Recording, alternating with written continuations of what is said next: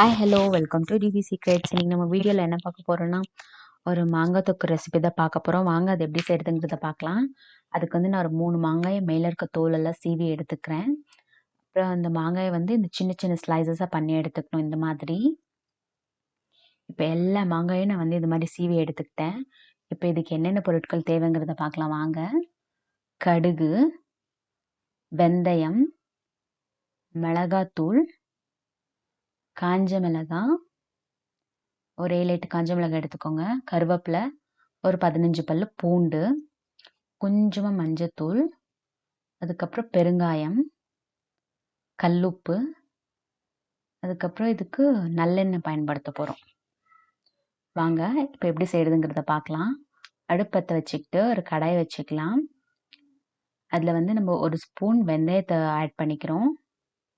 இது வந்து நல்லா கொஞ்சம் லைட்டாக கலர் சேஞ்சே வெடிச்சா போதும். அப்புறம் எடுத்துடலாம். ரொம்ப கருக விட்டுறக்கூடாது, கசப்பாயிரும் அப்புறமா நம்மளோட டிஷ்ஷு. பார்த்திங்கன்னா இந்த மாதிரி படப்படான்னு வெடிக்கும். அப்போ நம்ம ஒரு பாத்திரத்தில் ஒரு தட்டில் போட்டு ஆற வச்சுக்கலாம் கொஞ்ச நேரம். அப்புறம் அதே சேம் கடாயில் ஒரு 1 ஸ்பூன் கடுகு போட்டு சேம் இதே மாதிரி படப்படான்னு வெடிச்சது கலர் சேஞ்ச் ஆகும். அப்போ நம்ம இதையும் இது மாதிரி பண்ணி எடுத்து வச்சுக்கலாம்.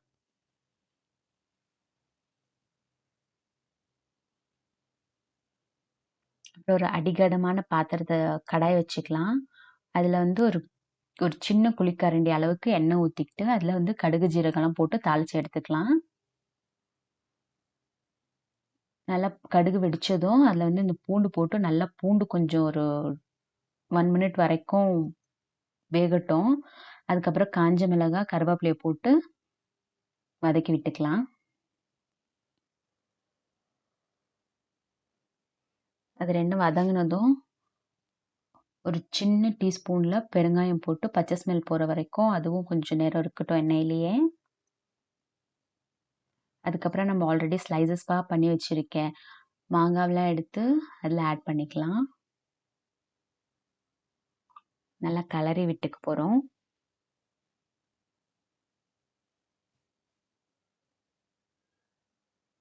ஒரு 2 மினிட்ஸ் வேகட்டும். ஒரு கொஞ்சம் கல்லுப்பு போட்டு கலரி விட்டுக்கலாம். ரொம்ப போட்டுறாதீங்க, அப்புறமா பத்தலைன்னா கூட நம்ம போட்டுக்கலாம். ஏன்னா இது இவ்வளோ மாங்காய் இருக்கிறது வந்து கொஞ்சம் கம்மியாயிரும்.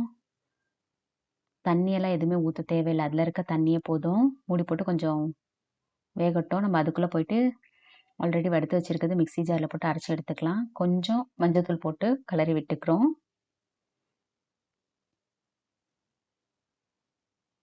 இதில் வந்து மிளகாத்தூள், இது கொஞ்சம் நிறையாவே மிளகாத்தூள் ஆட் பண்ணிக்கலாம். ஒரு 3 ஸ்பூன் நல்லா கலரி விட்டுக்கோங்க. ஏன்னா மாங்காய் கொஞ்சம் புளிப்பு இனிப்பு எல்லாம் இருக்கும் இல்லையா.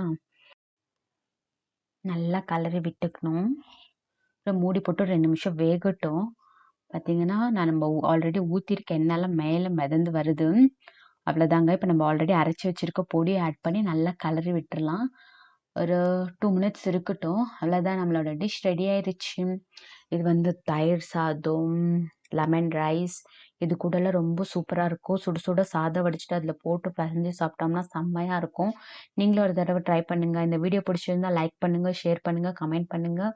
அண்ட் மறக்காமல் நம்ம சேனலில் சப்ஸ்கிரைப் பண்ணிக்கோங்க. தேங்க்யூ.